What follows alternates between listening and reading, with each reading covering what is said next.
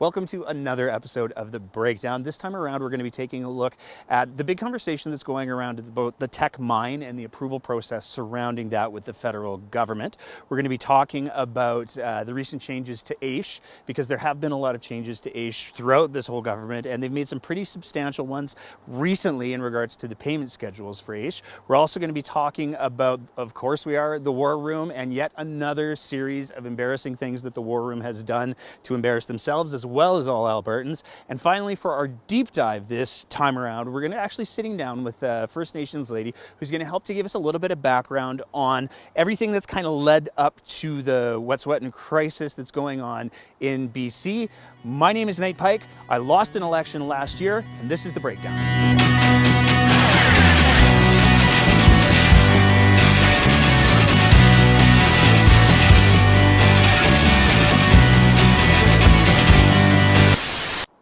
It seems like recently in Alberta and in Canada, there has been no shortage of controversial conversations surrounding projects regarding the development of natural resources. The first one that we want to talk about in this episode is the proposed development of the Teck mine.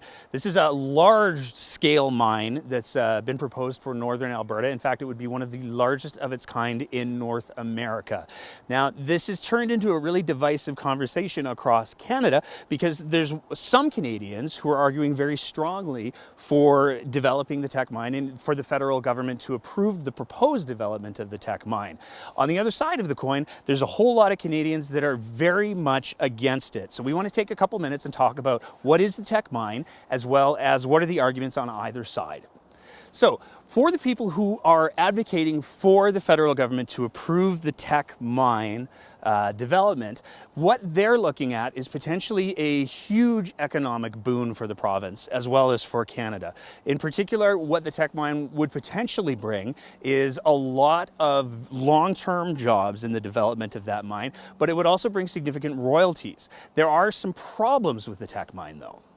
So for the people who are against the Teck mine, their primary concerns are if Canada is going to position itself as a leader in dealing with climate change and dealing with greenhouse gases, going ahead with a project as massive as the Teck mine would not necessarily send a very good message to the rest of Canada, but certainly not to the rest of the world about our commitment to trying to deal with the global problem that is climate change. But secondary to that, there's some very real economic concerns in regards to going ahead with the Teck mine. The first one is, when the proposal was initially written, oil was hanging out around $95 a barrel. It's no longer anywhere near that. It's dropped considerably. So much so that the CEO of Teck has actually said quite clearly that in order for the project to go ahead, even if it is approved, it would require oil prices to be considerably higher than they are right now. So that's one of the big takeaways from this conversation, is that even if the federal government does approve the project, it's extremely unlikely that Teck will consider it economically viable to go ahead. So all those jobs that we talked about earlier may never even materialize. But you would never necessarily know that listening to the way that people are talking about the Teck mine. Rather than people, especially people in positions of leadership, having conversations about the Teck mine that include the fact that the economic picture for Alberta and Canada in regards to oil and gas has changed dramatically over the last couple of years. It seems like political leaders from all across the political spectrum are trying to use the Teck mine as a political football to get people fired up. On one hand, we have the NDP saying that if the Teck mine isn't approved, it will be entirely Jason Kenney's responsibility and the UCP's responsibility because they haven't done the consultation work that they were supposed to do. It's worth noting that the Teck mine covers several governments, so that's a shared responsibility by a lot of people. But the really bizarre approach has come from the UCP. Jason Kenney has been setting this thing up for quite a while to demonstrate to him and his followers, at least, that this indicates that the Trudeau federal Liberals have no interest in supporting Alberta. Now, again, there's a very real argument to be considered in regards to whether or not this whole project is even economically viable, so why approve it when it might not be? But the really bizarre part of this whole conversation came from none other than the Environment Minister. So this is a Minister of Environment and Parks, Jason Nixon. One of the possibilities that was floated in the news a couple of days ago was the idea that if the federal Liberals don't approve the Teck mine project, they may send some sort of package to Alberta, a couple of $1 billion at least is the rumored amounts, in order to try to put Albertans back to work and to deal with the question of orphan wells. Right now, the Society of Orphan Wells, we talked about this last episode, has over 3,000 orphan wells in their inventory, but that number is projected to go up anywhere as high as 80,000 to 90,000 over the next years, because that's how many abandoned wells there are right now that are expected to not produce again. This is a huge environmental problem for the province, but it's also a really big opportunity for the province to put Albertans back to work and at the same time deal with an environmental crisis that we're going to have to at some point. So why the Minister of, again, Environment and Parks would speak out against a package from the federal government that would put Albertans back to work and deal with an environmental crisis is especially confusing, and it only highlights the fact that the conversations that the multiple levels of government are having about Teck are no longer about what's in the best interest for Albertans or Canadians. It's what's in the best interest of making their respective bases angry. In yet another disappointing move from this government, we saw another recent change, to the AISH program. Now, it's worth mentioning that people under AISH have had a really hard time under the UCP government.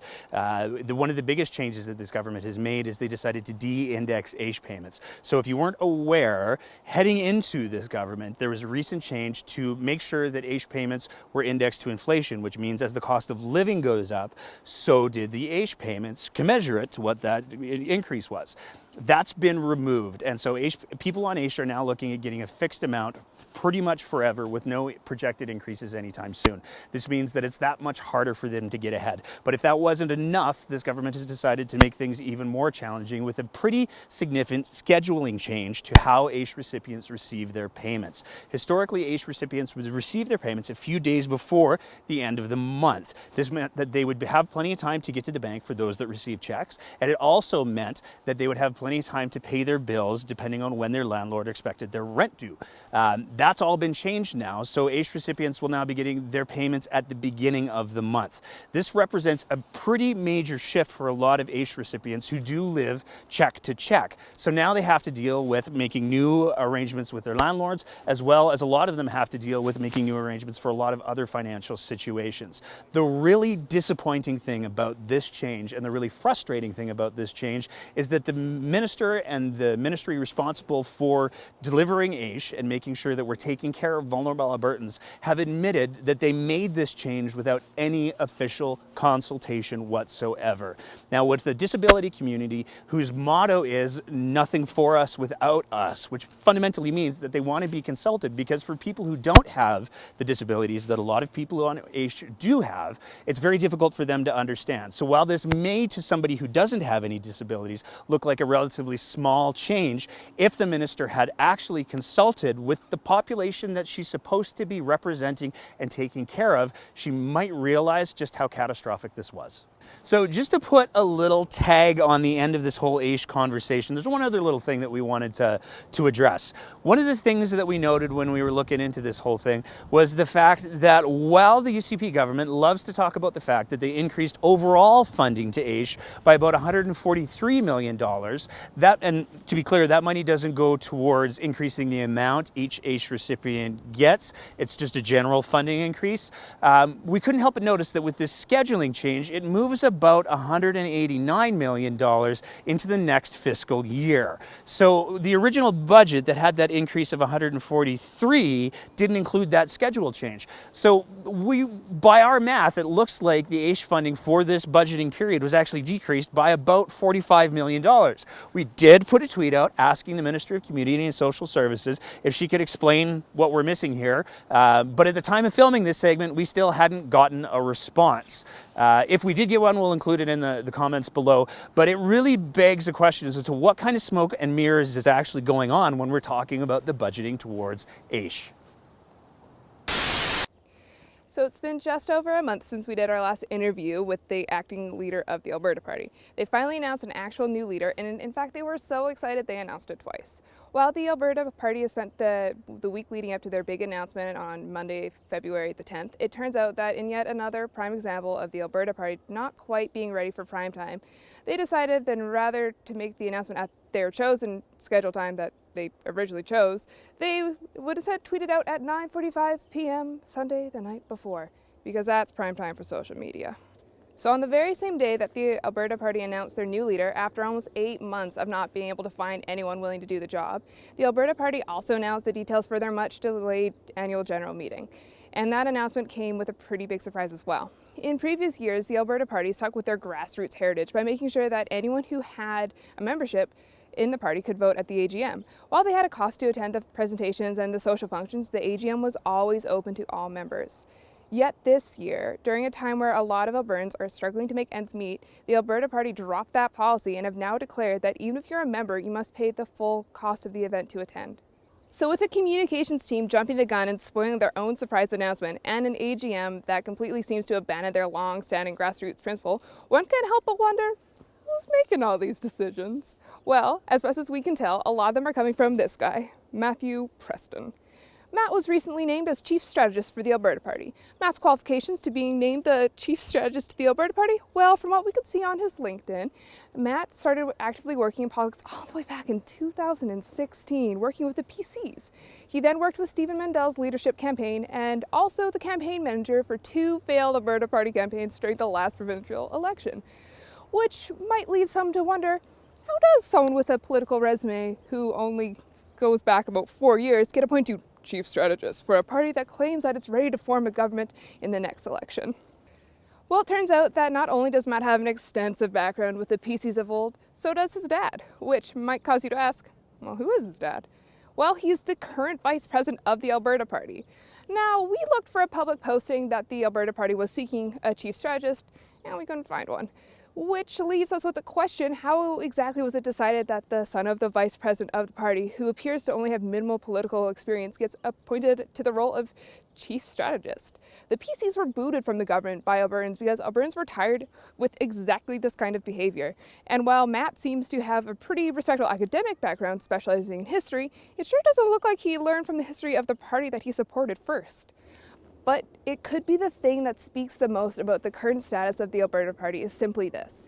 While the Alberta Party screwed up their biggest announcement in months, their AGM leaves Albertans who are suffering in this economic climate out in the cold. And it appears that their chief strategist might have only been appointed for more family reasons than for his qualifications. Almost no one has noticed any of those things. And it's a hard thing to get noticed in Alberta politics for doing something well. It's easy to get noticed when you're doing a big thing really badly, because then your opponent's like, hey, we can use this, because it makes them look better. But when you're fumbling the ball this badly and no one notices, that should really be the thing that scares the Alberta Party the most. One of the other big topics that's been dominating the news and certainly has been generating a lot of attention, and looks like it will for quite a while, has to do with the constitutional crisis and the First Nations crisis that's going on in the Wet'suwet'en territory. Now, we want to get into that, and we have a really great interview that we're going to show you in just a little bit. But before we have this whole conversation, Canada, the settlers, white folks, I'm going to ask you to meet me by the tree over here before we go any further. Okay, so before we get started on this, for all of the people out there like myself who aren't First Nations, let's just set one really basic ground rule, because one of the reactions that people tend to have who aren't First Nations when we talk about First Nations issues are things like, it wasn't me, or I didn't do that, they should just get over it.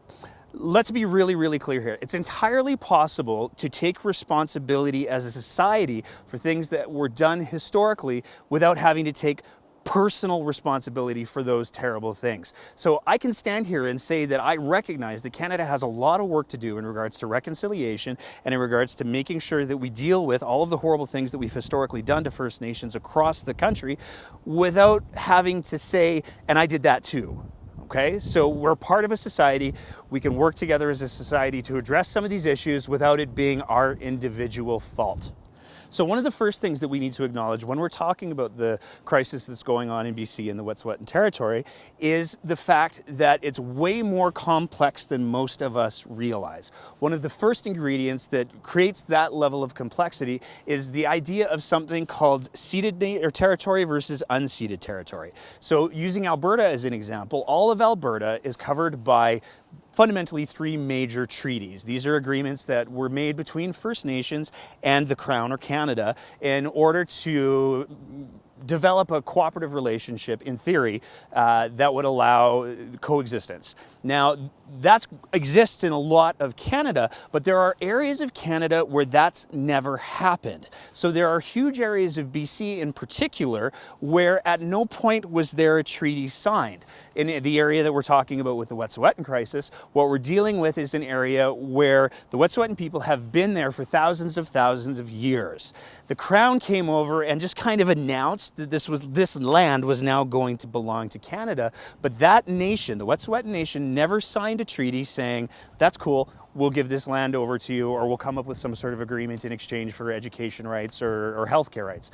That's never happened. So under international law, there's huge chunks of BC where who owns that land is actually up for a lot of debate, but most of the law errs on the side that the First Nations communities that have been there for thousands of years own that land, and that it's not quite technically part of Canada yet. Now, another thing that's really important to realize when we're talking about the Wet'suwet'en crisis is the fact that the conversation around government is way more complex than most people realize that it is. When we're talking about the democratically elected chiefs that exist in any given area, those chiefs are a result of something called the Indian Act. Now, the Indian Act was created in the 1800s, and it was designed by the governing powers at the time, mostly old white men, who wanted to accomplish a few very specific goals in regards to how they were going to deal with First Nations.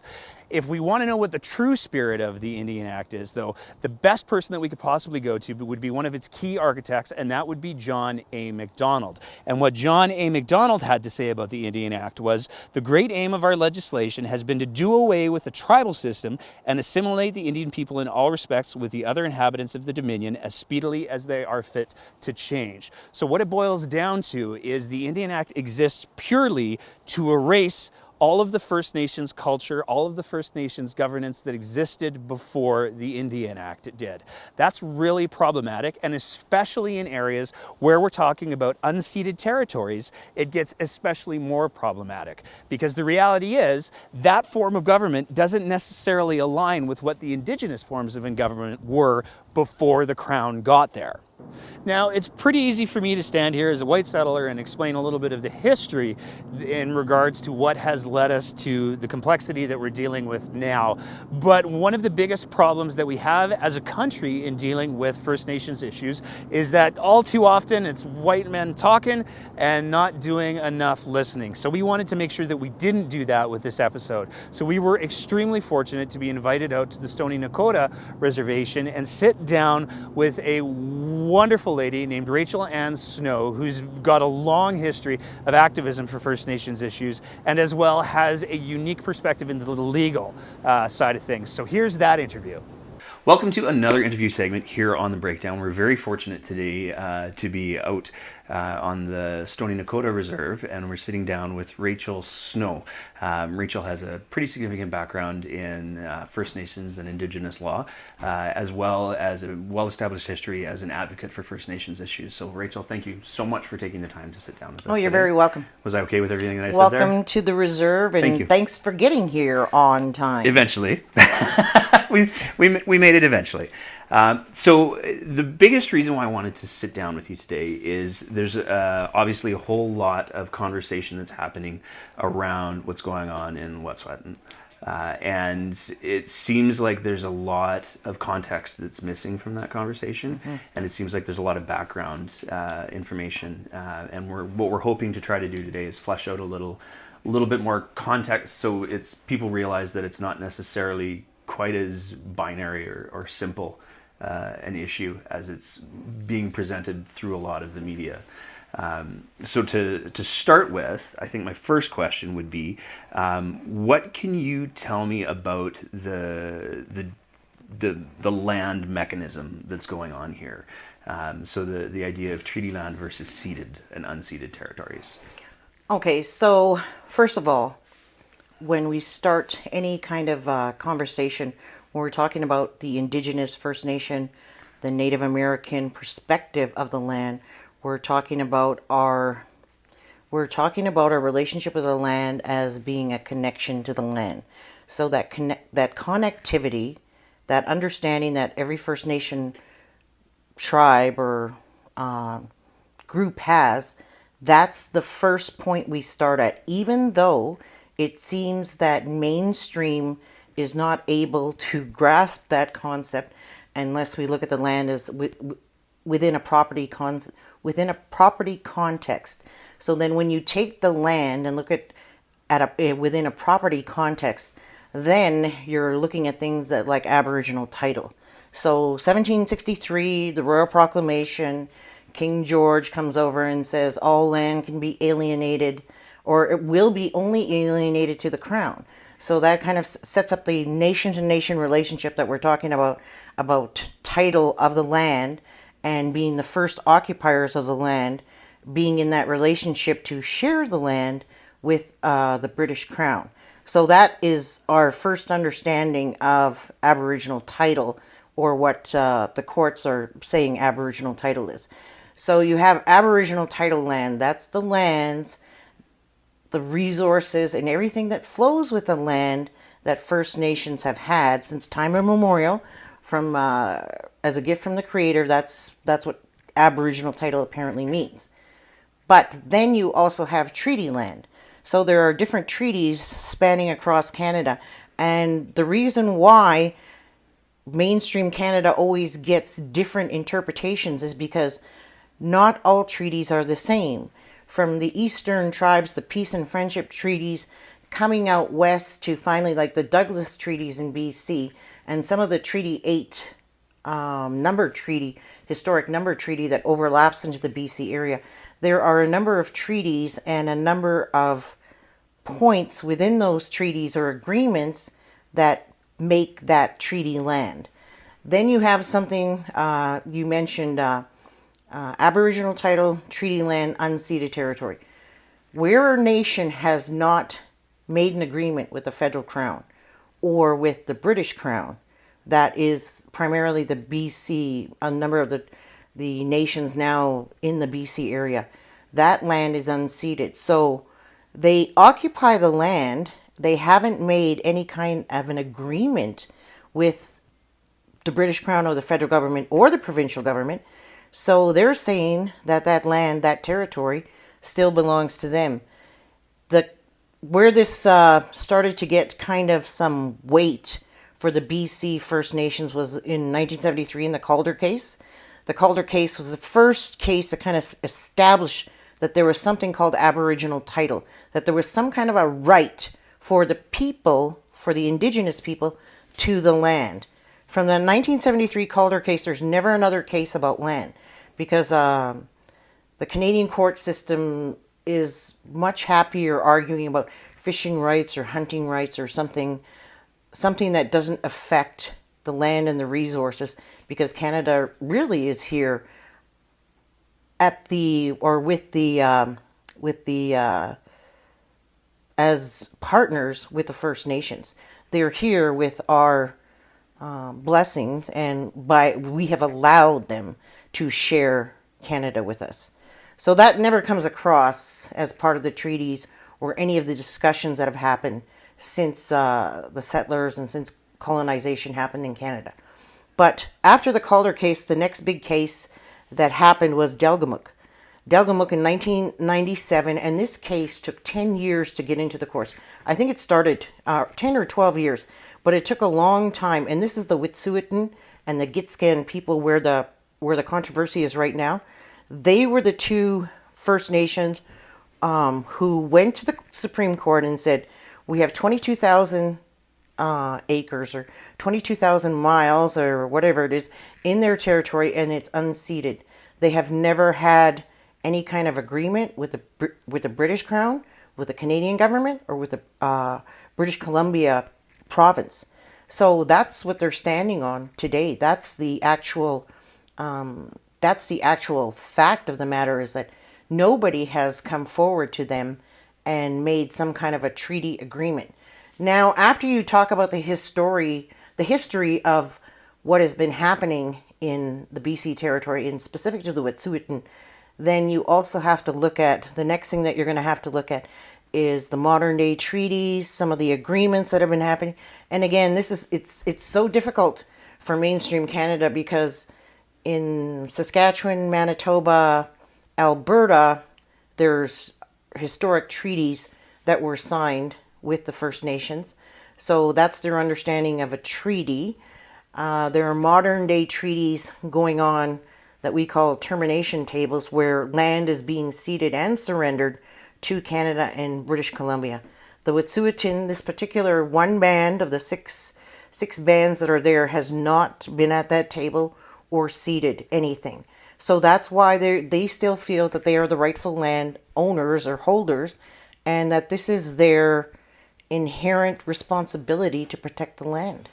Would it be fair to oversimplify grossly, obviously, to say that for the Wet'suwet'en, the land that we're talking about, for all intents and purposes, from their perspective, is a country that has never surrendered to the entity that is Canada, that has never agreed to join the entity that is Canada? Is that a rough oversimplification?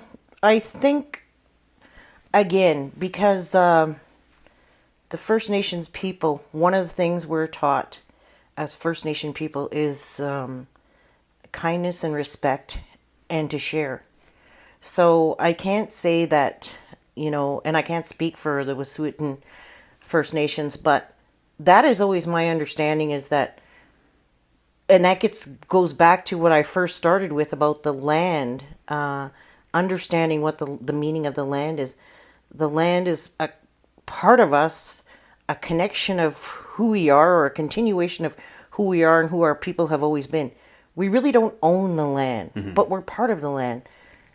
Now, when we try to talk and when we speak to mainstream, and they're hearing this sort of ambiguous or ambiguity, no certainty in that answer because it's more philosophical or spiritual, then we have to go into this legal language and start to say, okay, well, there's such a thing as title. There's such a thing as property rights.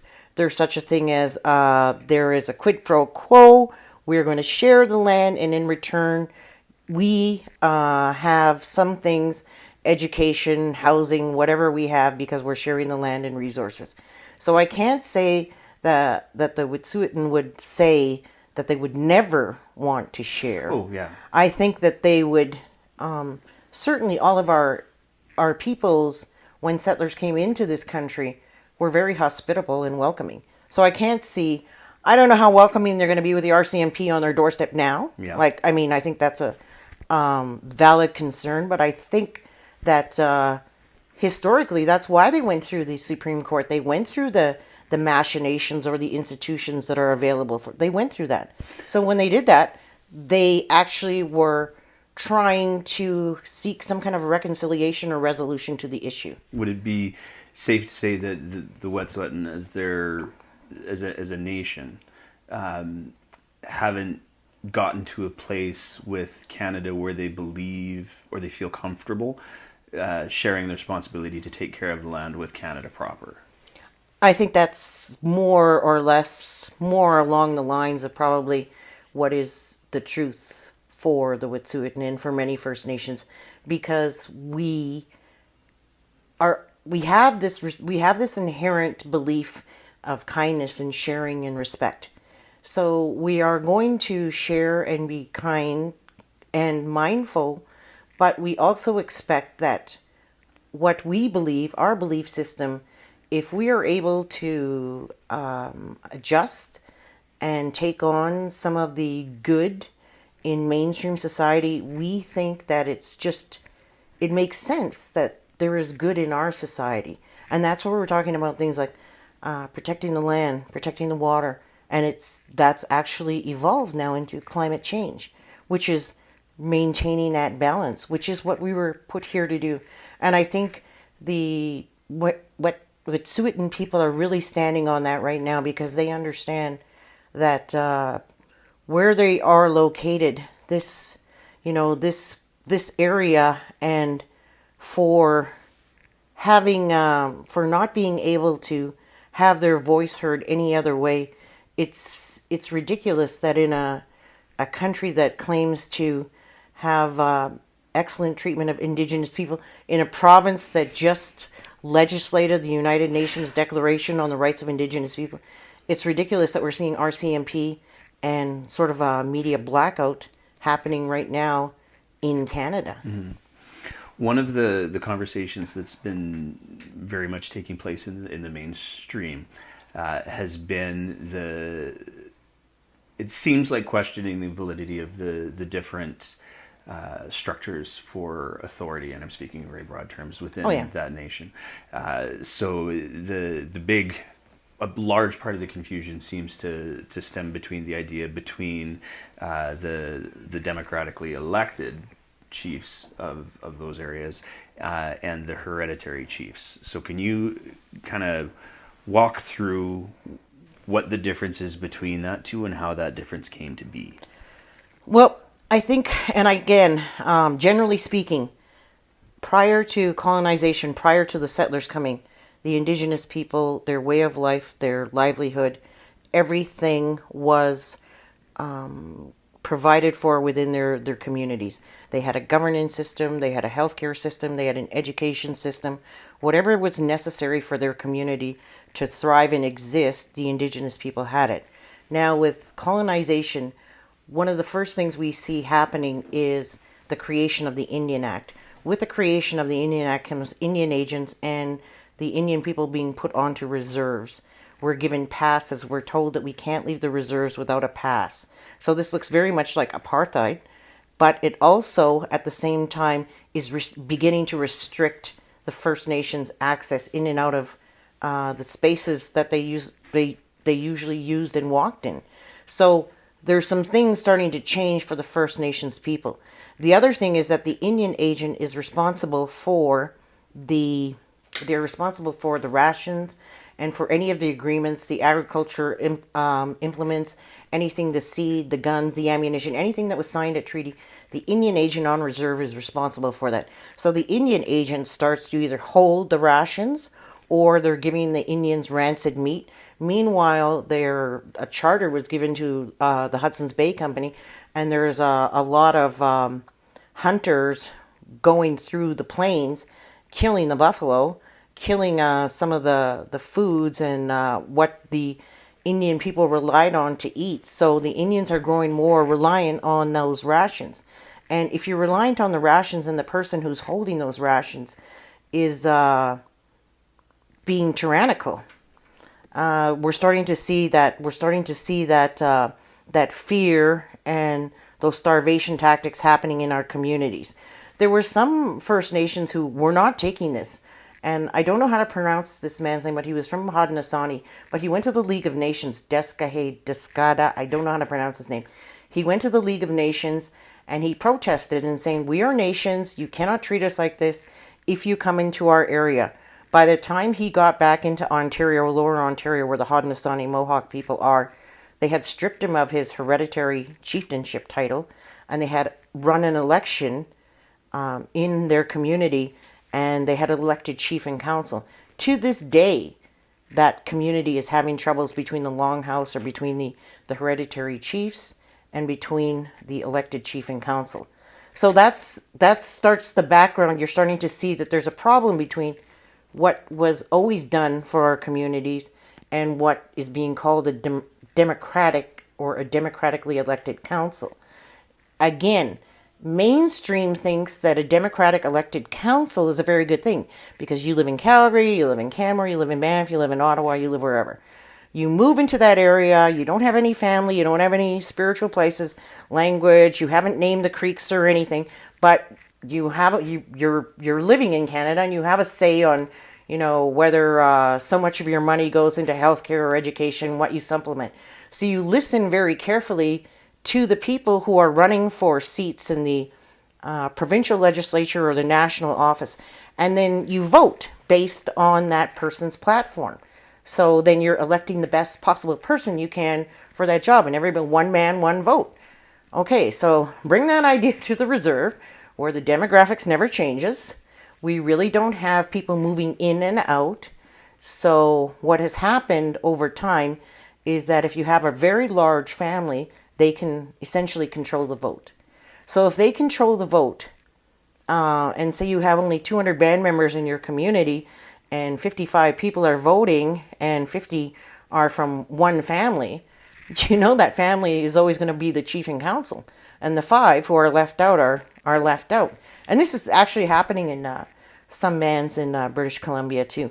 So then you start to see, does that democratically elected model have the same weight on a reserve as it does in mainstream? Now, but then again, we have to go back to our original governance models. And I was talking about this man from the Mohawk community. That in that traditional governance, or that hereditary governance, is handed down. It's a responsibility, and with it comes the spiritual teachings and the selflessness and all those things that make us who we are. When you have that faction in your community of knowing who they are, and you have the other faction, the assimilated or the colonized people in your community, that's where we're starting to see this. We're starting to see this clash. We're starting to see people who are the democratically elected councils fighting with hereditary chiefs and councils. The hereditary chiefs and councils are doing what they were supposed to do. They're holding the land. They're respecting the spirits, the ancestors, everything that comes with that land. That's what they're doing. These democratically elected people are products of a governance system that was set up by Indian Affairs. So in effect, the Indian agents that were there, these are the new Indian agents in the reserve.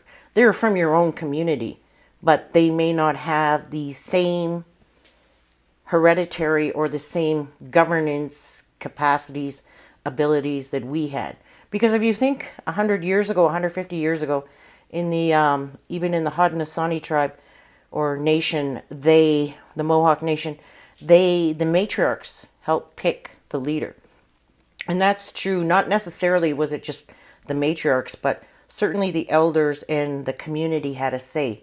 They would watch a child, they would watch to see if they were kind, if they expressed themselves well, if they played well with others, if they thought of people. They look for those leadership qualities, because that person is going to selflessly serve the people, because we function as a collective.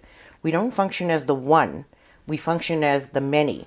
So that's another thing that has to be understood, is that in the system of governance, where in mainstream you have a top-down governance system and you have somebody at the top sort of directing what happens, it's the complete opposite in the Indigenous system, where it's the people who give the answers up to, it's the person who's actually in the traditional governance position is a servant to the people. So you have these different ideas conflicting about Indian Act chief and councils versus hereditary chief and councils.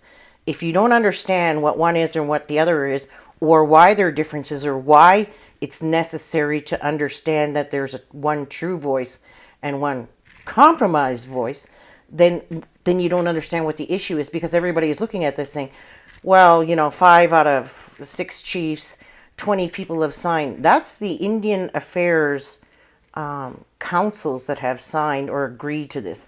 That may not necessarily be the people. And again, it's the people who are the decision makers, not necessarily just one chief or one council. Do you think that it would be safe to say that in a lot of ways the idea of a democratically elected governance model doesn't align particularly well with some traditional First Nations aspects of culture? Well, again, and that depends, because I know a handful of Indian Act chief and councils where the chiefs and the councils are very much aware of their ancestral obligations and responsibilities. And even though they're functioning sort of in a modern world, they're actually taking the time and thinking through how they can kind of bring their values into contemporary or modern times. So they're trying to adjust, which is again why you'll hear some bands are doing this and are very, very much embracing, the economic development and very much being a part of Canadian society, and they have a citizenship code, and they've municipalized their reserve and their holdings, and that may be okay for that First Nation if that First Nation feels that's the route that they want to go as a people. But there's also the other side, which is the First Nations that we are holding on to who we are. How can I say I am Stoney Nakoda or part of my people if I am acting as a capitalist and hurting the land and the environment the same as everybody? I'm just a Canadian citizen then, right? I'm not, and I can't use the arguments of saying, well, I respect the land and I care for the land, and it's all if I'm actually out there signing, buying pipeline shares and trying to destroy the land and not thinking of future generations and the climate and everything that is happening currently in the world. If I am not Indigenous, and if I have forgotten my spiritual and my responsibilities that have been handed down from generation to generation, then I'm not Indigenous anymore. I really don't have that claim to speak for the Indigenous. So I think even there's a weight of the hereditary people or the true voices having more power and more say, because those are our actual voices. But those are the voices too that nobody wants to hear. With that in mind, one of the statements that we hear a lot from people who are arguing for aggressive development of natural resources is that First Nations, as a blanket term, are supporting these developments. Given what you just said about the diversity of views and diversity of opinions, and the stewardship that is clearly very important to you, how would you like people to understand that saying First Nations is an incredibly, to me, it's incredibly generic and misleading? What's your reaction to when people say, "Oh, First Nations like this thing"? Well, I think it's the same. It's the same as the term Indians was back in its heyday. It's and there's always those pan-Indian approaches. But I really don't think until I don't know more and social media started getting involved that Canada actually understood the distinction.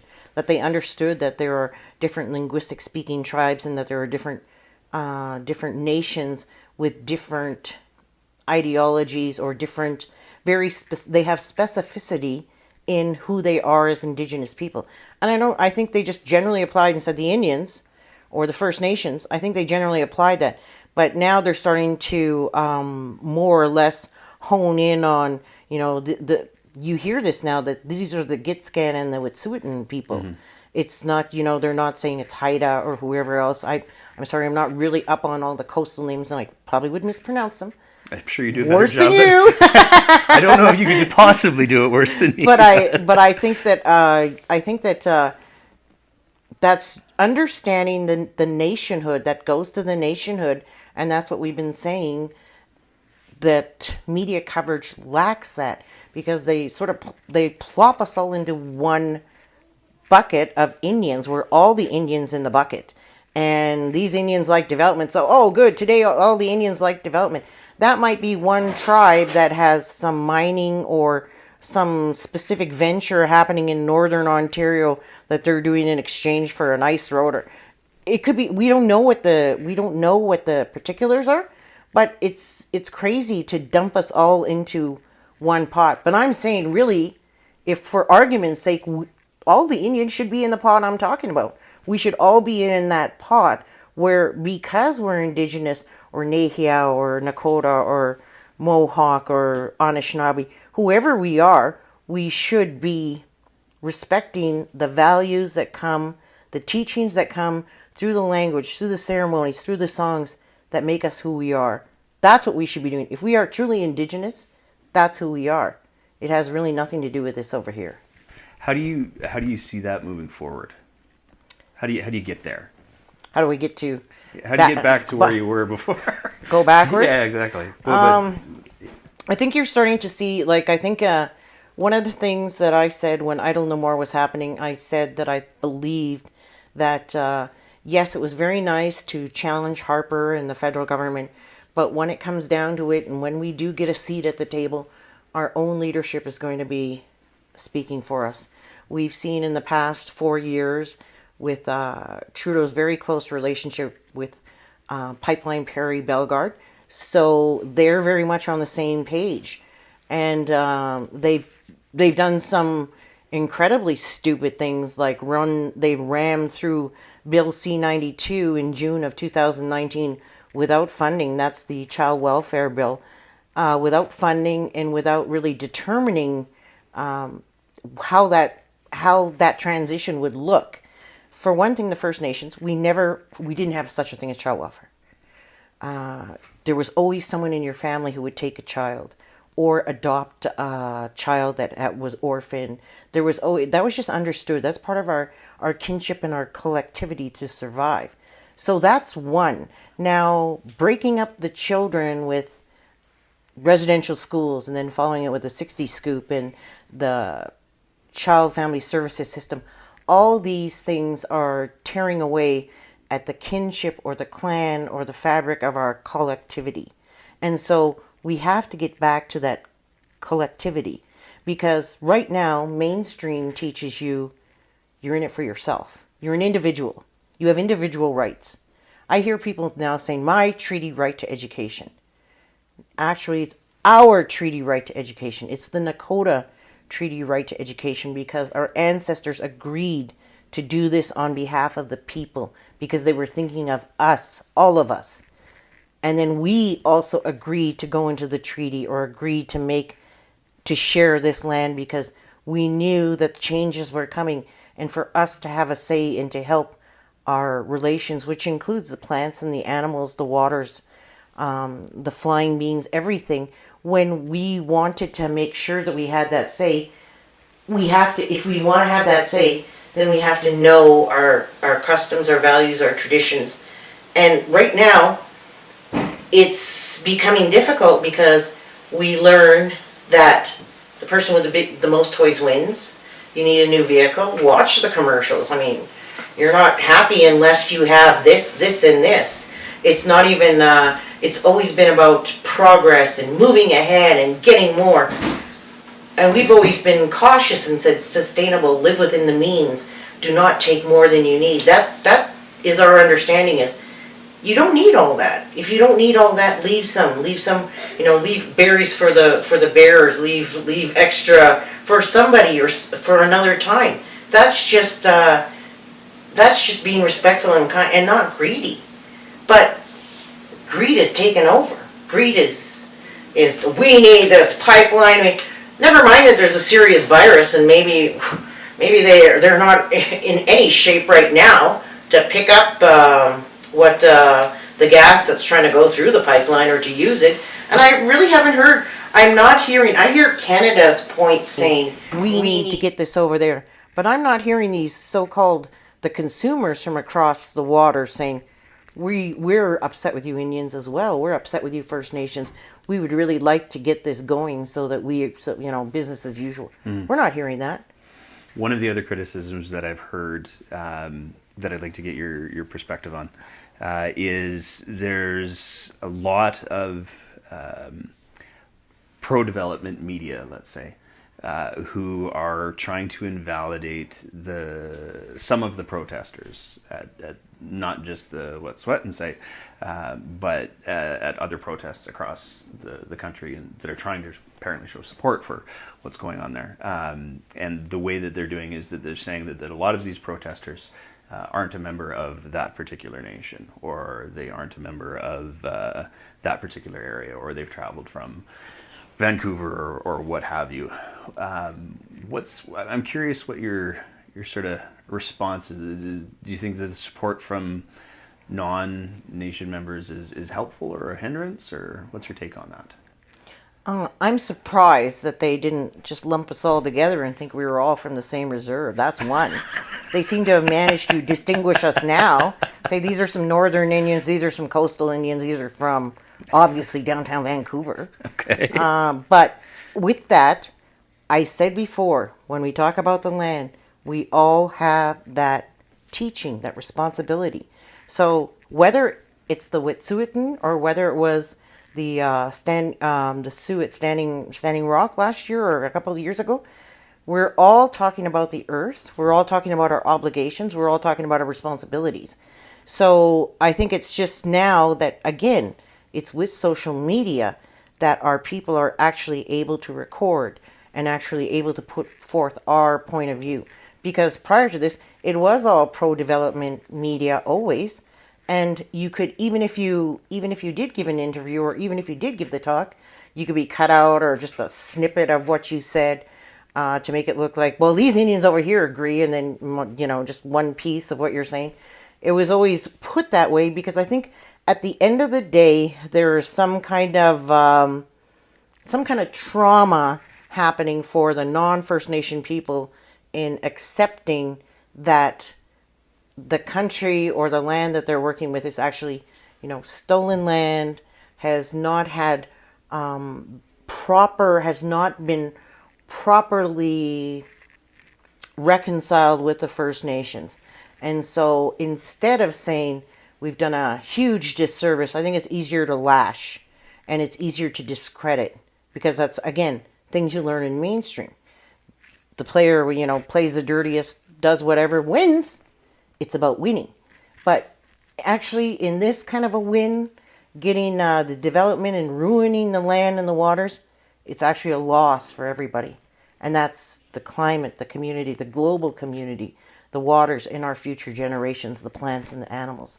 So I don't know how important winning is when you're corporations and not really the people. I think the people on the ground Canadians deserve to know what exactly is happening. And we hear this again, even if the Wet'suwet'en could establish that this was their territory, the Supreme Court has laid out tests for Aboriginal title. They have laid out tests when they can actually infringe on an area, and that is for the greater good or for hydroelectric. So it's always some corporate venture or some corporate best interest that can trump the Indigenous. So I don't know why right now that they're they should try to resolve this in good faith with the Wet'suwet'en. And I think the Wet'suwet'en actually gave them an alternate path and said, look, this is an alternate area. We don't have any sacred areas here. It's not going to harm the water, for whatever reasons, because these people have lived there for thousands of years, for generations. They have an understanding of that climate and that environment. Can we take them and can we take their word and can we establish that as having some credibility and not just say, because, 3 justices at the BC court who probably have stocks or whatever they have vested interest in upholding the institution as it is, or mainstream's systemic racist institutions as they are. Can we just actually look at this one small nation, these elders standing there trying to protect something that is, it is almost like the final stone that's gonna just let that volcano go. And can we just stop and take a moment to appreciate what the Indigenous people have been saying all along? You have to live in harmony. You have to balance these things. Getting this pipeline to the coast to maybe not even a market doesn't seem to weigh as much as children in the next 10 years, in the next 20 years, 100 years, what they will be needing. And that again comes from I don't need all the tools. I don't need all the toys. I don't need to win. I need to do what I need to do as best as I can for myself, but I also need to be thoughtful, mindful, care about that future, and care about the people who are coming after me. Because if I don't, well, let's just run pipelines through everything. I mean, why stop at the Indian reserves? Let's take them through downtown Calgary and everywhere else. We're not allowed to take them through Quebec, though. We learned Oh that. yeah, well, you're not allowed to take them through Quebec, but that's what I mean. Like, if it's that important too, why is it only the Indigenous territories that are being rented? Because again, we're expendable. The pass system, we're subhuman. We're not seen as the true landowners in this country. But that's who we are, and that's why these people are standing. So it doesn't matter if it's an Indian from Winnipeg, a First Nation, an Inuit, a Native American from down south. We are from this land, and we're going to protect it. One of the other questions that I wanted to ask earlier that I was just so enthralled by all the things you're saying that I totally forgot about. I was in reading up about the Indian Act recently. One of the things that really struck me was a quote from John A. Macdonald. I'm going to paraphrase it because I don't have it in front of me. But basically what he said when that legislation came around was that its primary function was to eradicate First Nations culture. Do you think that the Indian Act can be revised to the point where it becomes a functional tool in the process of reconciliation, or has that fruit of the poison trees gotten to the point now where we need to start from scratch? Well, something that is really interesting, I attend a lot of meetings, and I learned from Sharon Venn, who's a phenomenal lawyer and historian. She was talking about when the British Crown gave Canada to Canada, or the BNA Act to Canada, John A. Macdonald had to take on the role of Minister of Indian Affairs, or he had to take on that post because it was an international post because of Britain. So he actually formed, the way he could form a government or have some more authority, he could call himself the Prime Minister, yeah, whatever. But first of all, he was the Minister of Indian Affairs, which was an international post. So that's where he had some authority. So imagine that his authority comes from being the Minister of Indian Affairs. So he writes this act because, yes, he's going to eradicate, he's going to terminate, he's going to assimilate every First Nation person because he is beholden to the Indian nations for this country. And he knows this. So that's where we see the Indian Act start with the racist policies. And there's so much more in the Indian Act aside from the passes. There was also one of the arguments I always like to hear from is from the Western Canadian saying, my grandpa came here in 1930, farmed his land, and did so, and that's why we're ahead. If you, the lazy Indian stereotype, had done the same thing, you'd be where we are today. I don't know what it is, making pierogies, whatever they're doing. But what happened with the First Nation people in the Indian Act is that they had actually, the Indian agent would not allow the First Nations who were using agriculture implements and who were planting and harvesting. The Indians were so good at this because they worked very hard and they understood what they were doing. They had obviously a relationship with the land. And not only one family, it wasn't, peasant farming or just Bob and his son who were farming the land. All the relatives would come and harvest in one area, then move to the next. But then what the Indian agent did is he held the grain at the reserve until all the non-First Nation farmers around the area sold their grain, drove the prices down, then the Indians could take out their carts of wagons. So I always have a problem with that. We built ourselves from nothing. You could have done the same. When people aren't aware of the racist legislation that was in there, that was in there to cripple the First Nations, and for all intents and purposes continues to this day. Everything, the underfunding, Cindy Blackstock's fight. off-reserve foster care was getting double what on-reserve foster care was getting. So we're actually being encouraged to send your children off reserve, because on reserve you could only get so much, and we're already living at poverty levels or subsistence levels. So you can see there's just that was John A. MacDonald saying that, 160 years ago, how much has really changed. Mm-hmm. And people are not understanding that either, saying, get over it. We're still in it. We could get over it if we'd stop being in it. Yeah. If we come up enough to have some air and have a breather, we might be able to say, okay, yes, we're actually, getting fair funding, equitable funding. We're actually being taken at our word. Our concerns are actually being validated properly, not by a token First Nation person or somebody who says yes or gets orders of Canada and all the other junk. It's actually somebody who is an Indigenous person, a traditional person, a hereditary leader, a young person, whoever it is, who's actually holding on to the values we've been given with pride and with honor, and saying these are mine and this is who I am, and I don't need to have that validation.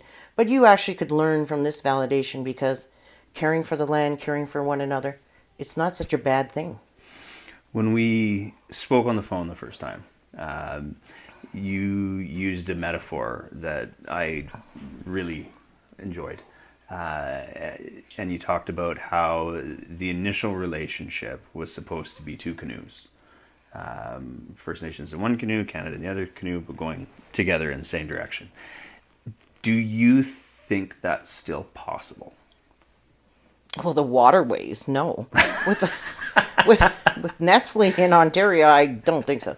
That actually comes from, I think that comes from the eastern, the Robinson-Huron, the Treaty of Niagara, the Algonquin, Haudenosaunee Mohawk people out east is where that canoe comes from, where that reference comes from. But I like that reference too, that we'd have two canoes and we'd forever be going forward together in the same river, but we wouldn't be interfering with one another.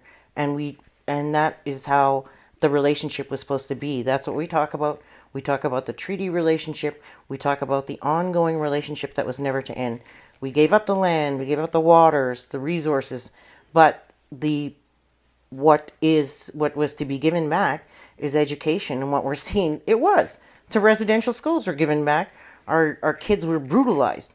We were to be given, housing. And you can see on reserve, there's more black mold, so many drinking water advisories. So many First Nations got moved. They have the Trail of Tears down in the United States, where they moved the people from Georgia and from the eastern United States, and they had to make that 800-kilometer, 800-mile walk, and many of them died. But there was relocation here to Ottawapiskat, where they keep talking about where they've had some problems. That was one of the relocations. The Inuit were relocated too. So that's not, and that's not, 200 years ago. That's today. Within the 40, 50 years ago, and still today, yeah.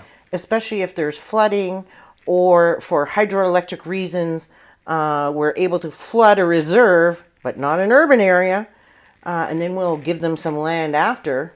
There are still people displaced by flooding in Manitoba, from my understanding. So all these issues, there's such a myriad of issues. There's the governance issue, the voting on reserve issue, the development issue. There's also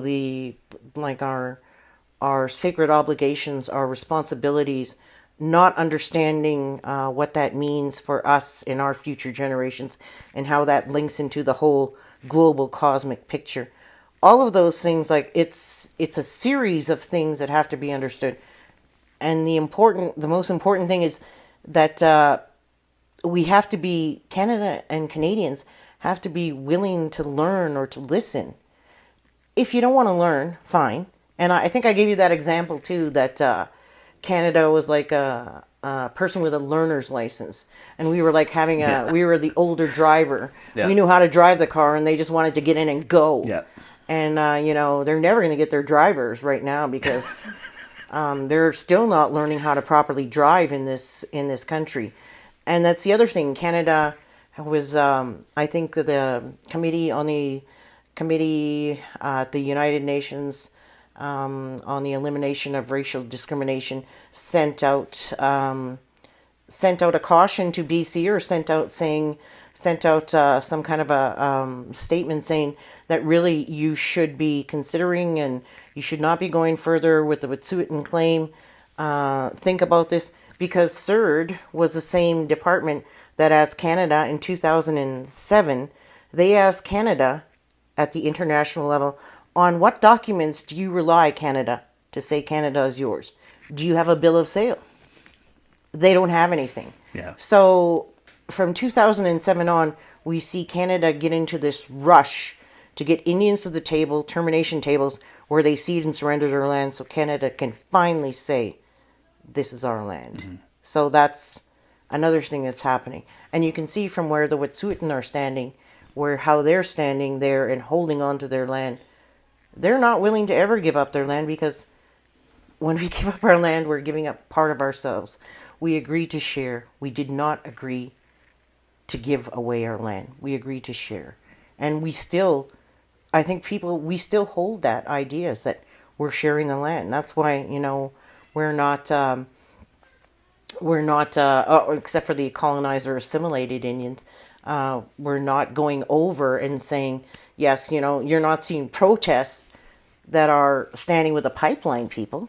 You're seeing the Indigenous protesting, standing with the Wet'suwet'en, the true speakers of the true voices of the land, because that's who we all are. Mm-hmm. So wherever we're from, downtown Vancouver or wherever, we're standing on the same understanding.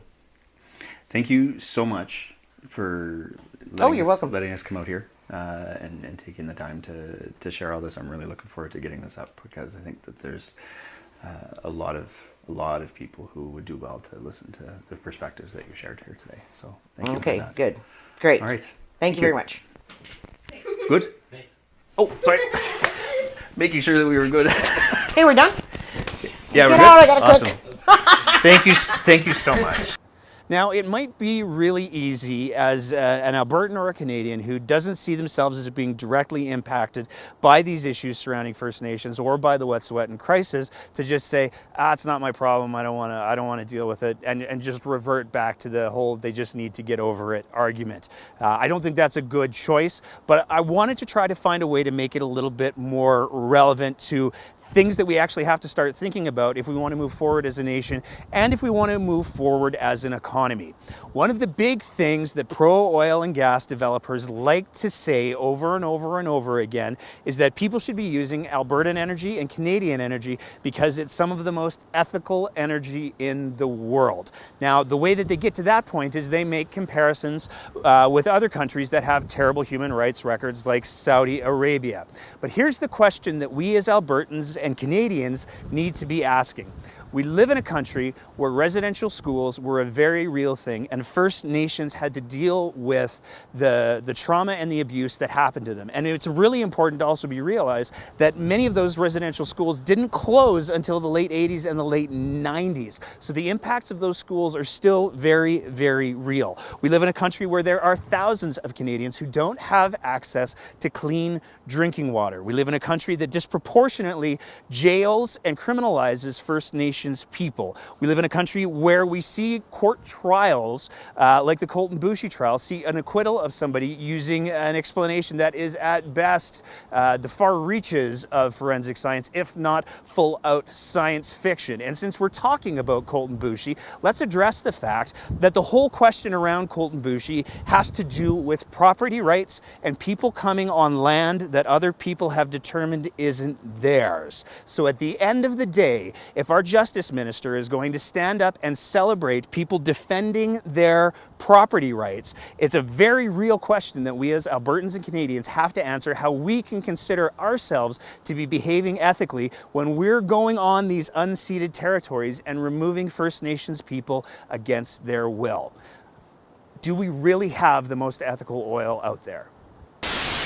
So that brings us to the end of this episode of The Breakdown. But before we go, I just wanted to take a minute to say thank you to all of the people who have signed up on Patreon and have signed up as backers for what we're trying to do here. We've had some really generous people donate some pretty significant amounts of money and sign up to contribute on a monthly basis, and we really, really appreciate that. It's that kind of support that lets us do the kind of stories that we're trying to do, and it's that kind of support that pays for the gas money for us to go out to places like Stoney Nakoda and interview some of these important Albertans that aren't necessarily getting the amount of attention that they deserve in the media. So if you're listening to this, if you're watching this and you haven't yet signed up for our Patreon account, please consider doing so. For as little as $5 a month, which is just the cost of a fancy cup of coffee, you can help us continue to do whatever it is that we're doing here. And at the same time, depending on the level that you sign up for, we've got some pretty sweet swag that we're going to start shipping out in the next little bit.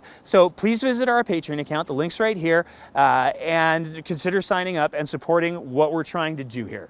Thank you so much. We'll see you next time on The Breakdown. Welcome to another episode of The Woof Down. The Woof Down. Crisis that's going... Let me do that again. Let's talk about tech, baby. Let's talk about you and me.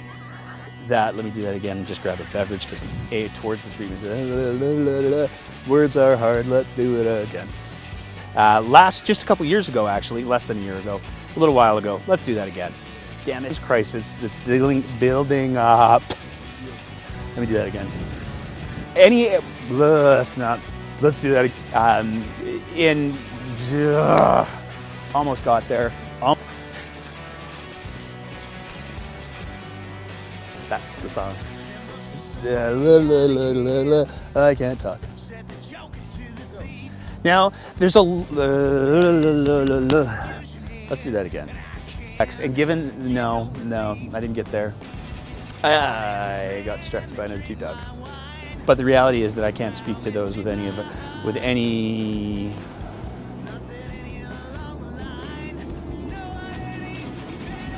Okay, I got it. Impacted, or for anyone who doesn't see themselves as being. I gotta find a different way. In other countries that so close. In taking a look at the math that's involved with these changes, let's do that again.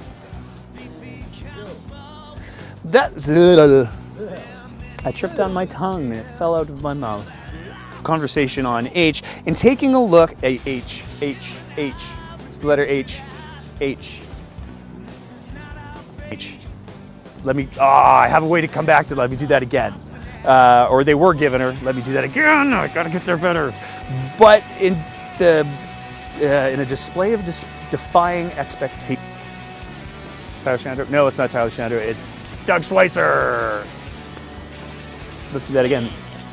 Do the kind of segments, stories. Can we call them stories?